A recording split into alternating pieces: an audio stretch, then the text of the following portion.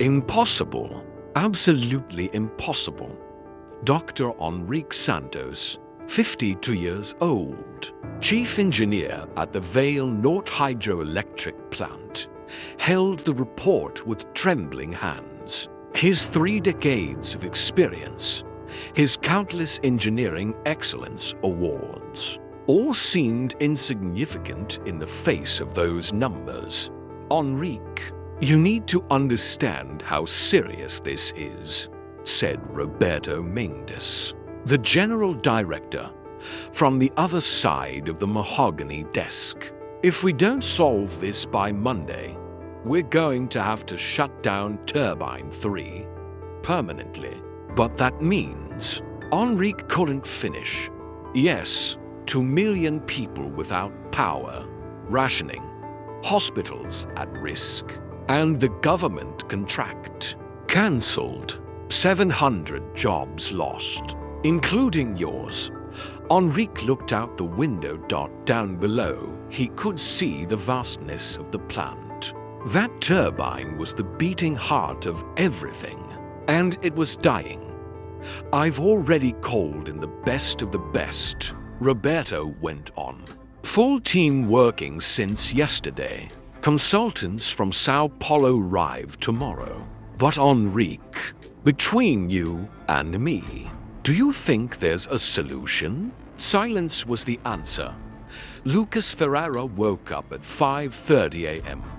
As always, at 19. He was the youngest intern Vale North had ever hired, and probably the poorest too.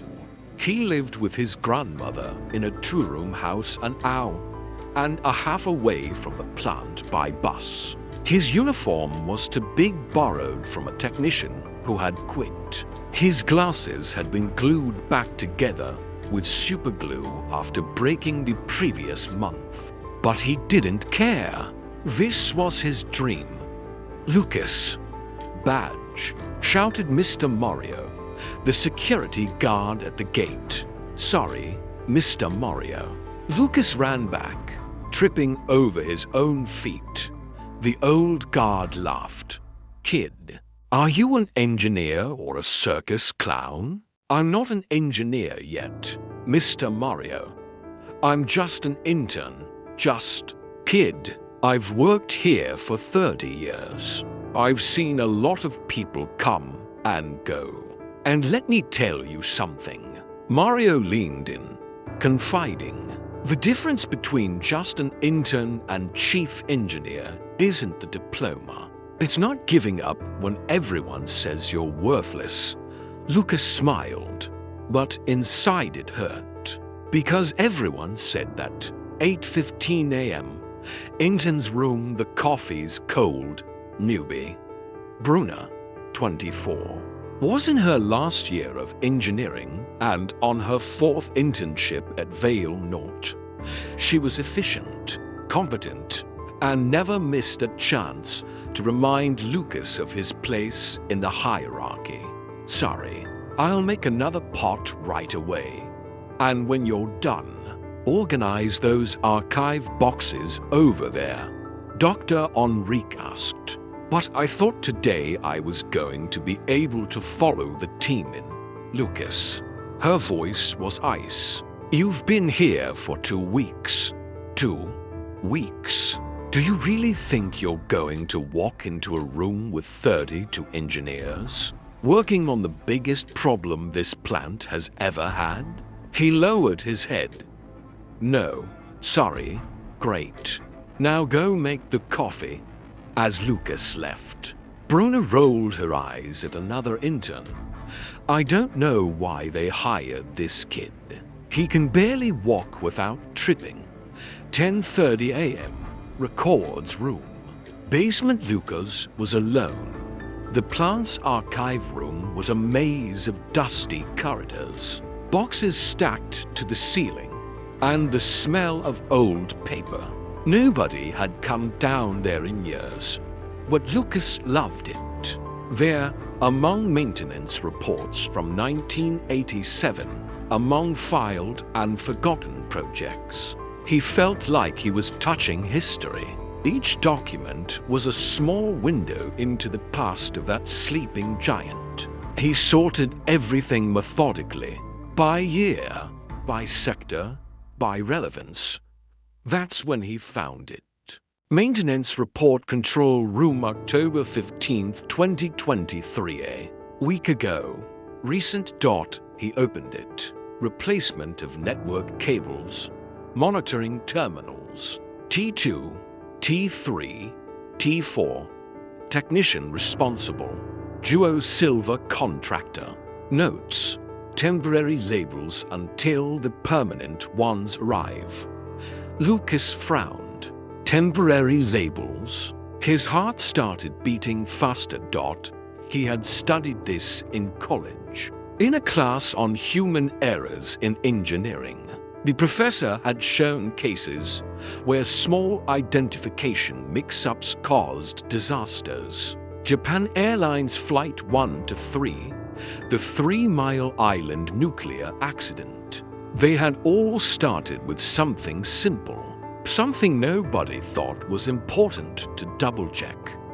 He put the report in his backpack. It's probably nothing, he thought.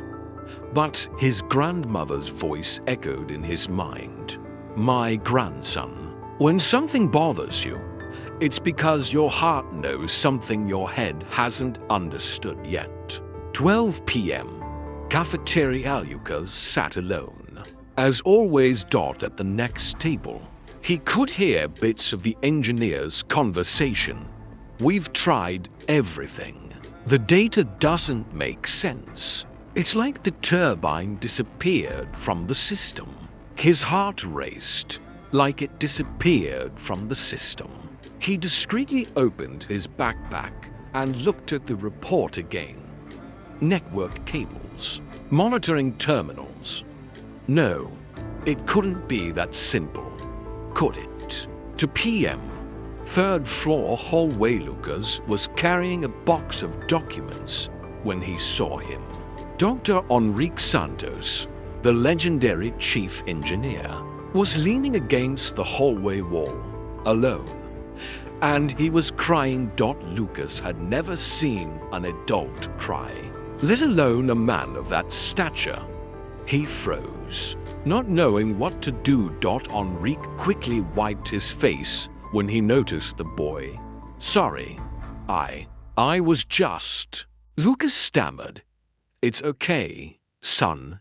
Enrique forced a smile. Just a rough moment. There was an awkward silence. Can I ask you something, Dr. Enrique? The engineer nodded, exhausted. Have you ever felt like giving up? Enrique looked at that skinny kid, with crooked glasses and a uniform that was too big. Yes, he said honestly, today, right now. And what do you do when you feel that way? Enrique took a deep breath. I remember why I started. I remember the first day I walked into a power plant. I was 20, as poor as you, kid. Nobody believed in me, but I had one thing that kept me going. He looked straight into Lucas's eyes. The certainty that I could make a difference, that my work could turn on the light in someone's home. Literally, Lucas shivered. But sometimes, Enrique went on, voice breaking. Sometimes you work 30 years, do everything right, and still fail. He turned to leave, but stopped. Lucas, let me give you some advice. While you're young, while you still can, quit. Go do something else. Engineering devours you from the inside. And he walked away. Lucas stayed there, alone in the hallway. The box of documents dropped from his hands. 4 p.m. Bathroom. Lucas locked himself in a stall and called his grandmother. My grandson. It's so good to hear your voice. How was your day? Lucas couldn't answer. He started crying. Gran, I don't think I'm cut out for this. Everyone here is so smart, so prepared, and I'm just a nobody. On the other end of the line, Mrs. Maria, 73, a retired industrial maintenance technician, sighed. Lucas, listen to me carefully. Do you know what the biggest problem I solved in my 40 years of work was? What? An entire factory shut down. 3 shifts of engineers tried to fix it. They called specialists from another state. Nothing. And then I noticed someone had plugged the machine into the wrong outlet. That was all. One outlet, but no one checked because everyone was looking for complex problems. Lucas stopped crying. You know what I learned that day, my grandson? That sometimes simplicity is revolutionary. That while everyone is looking up, searching for answers in the stars, the answer is on the ground. She paused. You have something to tell me, don't you? I think I know what's happening here, but it's so simple that it feels impossible. Then you already know what to do. But Gran, what if I'm wrong?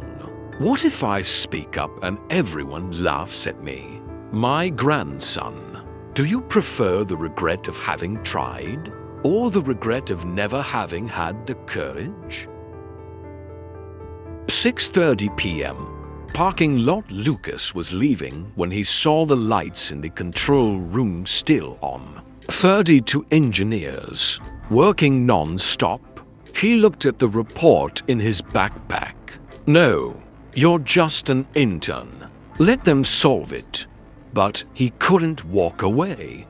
Hey, kid. It was Mr. Mario, the guard, doing his rounds. Still here? Yeah, I was thinking about. No, never mind. Mario looked at the lit-up building. You know, what's going on in there, don't you? Lucas nodded.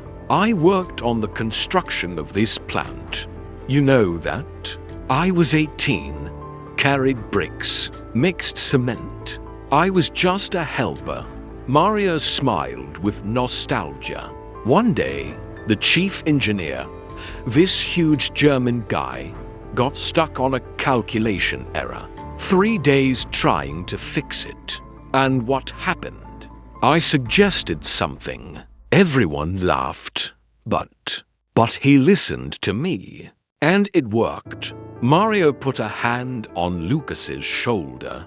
You know what he told me? Mario, thank you for reminding me that it doesn't matter where the answer comes from. What matters is that it arrives. Lucas looked at his trembling hands. But what if I'm wrong? And what if you're right? 7 p.m. Basement hallway. Lucas went back, went up the stairs, heart pounding like a drum. He stopped in front of the control room door. Inside, he could see chaos. Engineers hunched over screens. Dr. Enrique with his head in his hands. Bruno writing frantically on a whiteboard covered in formulas. He raised his hand to knock. He froze. They're going to laugh at you.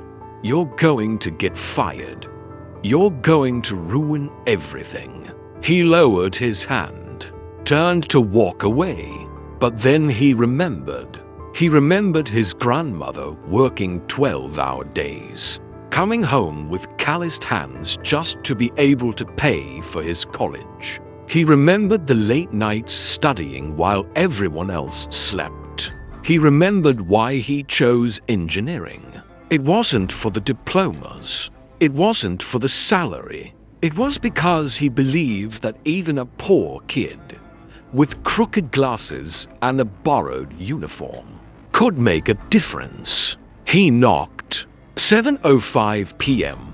Control room. The door opened. 32 pairs of eyes turned to him. Silence. Lucas? Dr. Enrique frowned. What are you doing here? It's past 7 p.m. I know, sir, but I need to say something. Bruna rolled her eyes loudly enough for everyone to feel it. Lucas, not now. We're in crisis. I know. It's about that. An older engineer, Jose Carlos, crossed his arms. Kid, you've been an intern for 2 weeks. Do you have any idea what's going on here? I do. You're trying to figure out why Turbine 3 isn't responding to commands. All the data looks normal, but the turbine doesn't work. It's like it's disappeared from the system. Jose Carlos and Enrique exchanged surprised looks. How do you know that? Enrique asked. I heard you talking. In the cafeteria, another engineer, Fernanda, sighed loudly. Look, Lucas, it's really cute that you want to help, but this is work for professionals. We've tried everything. We've checked every sensor, every valve, every line of code. We've brought in consultants from 3 states. If there were a solution, we'd have found it. What if the solution isn't in the turbine? Silence. What?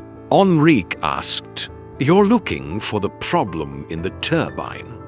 But what if the problem isn't in the turbine, but in what you're looking at? Bruna let out a nervous laugh. Lucas, obviously we're looking at the right turbine. It's number 3. It's right there in the system. Turbine 3. Lucas took a deep breath. This was it. I found this today. He put the report on the table. Enrique picked it up. Read it. It's a maintenance report. Cable replacement. So what? Look at the date. A week ago. And look at this line. Temporary labels until the permanent ones arrive. Lucas, I can see that. Jose Carlos exploded. They're network cables. We check those every single day. You think we're amateurs? No, that's not it. It's just that. When was the last time you really checked them? Physically, not in the system, but down there, in the connections room? Enrique frowned. The last physical inspection was. He looked at Fernanda. 3 months ago, she finished, hesitant. We trust the system diagnostics. Exactly, said Lucas, his voice trembling, but firm. You trust the system. But what if the system is lying? Lying? Bruna laughed. Systems don't lie, Lucas. They're machines. No, they're machines that depend on humans to be configured. And humans make mistakes. Lucas walked up to the terminal. You're looking at data from Turbine 3, right? Yes, several answered at once. And all the data looks normal? Pressure okay, temperature okay, everything running perfectly. But the turbine doesn't start? Exactly. Jose Carlos shouted. That's why it's impossible. The data says everything is fine, but the turbine doesn't respond. Lucas stared at the screen. His heart was about to burst. What if you're not looking at data from Turbine 3? Dead silence. What are you talking about? Enrique asked slowly. Look here. Lucas pointed at the data log. The 3 turbine you're monitoring. It hasn't had a NY variation over the last 72 hours. 0. Constant temperature. Constant pressure. Everything. Perfectly stable. And what's so wrong with that? Bruna yelled. That's impossible, said a quiet voice. It was Dr. Alberto Mendes, the oldest engineer on the team. 67 years old. He had been silent the whole time. "What do you mean? Impossible?"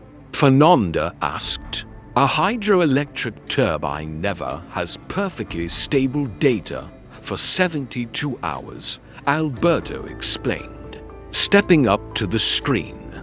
"There are always micro variations. Changes in water pressure, ambient temperature, everything affects it. Small oscillations are normal, expected, exactly," said Lucas. "But look at Turbine 2. He opened another window.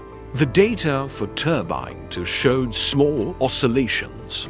Normal, natural, alive. And now look at 4. Same thing. Small variations. But 3 is a perfectly straight line. My God," Alberto whispered.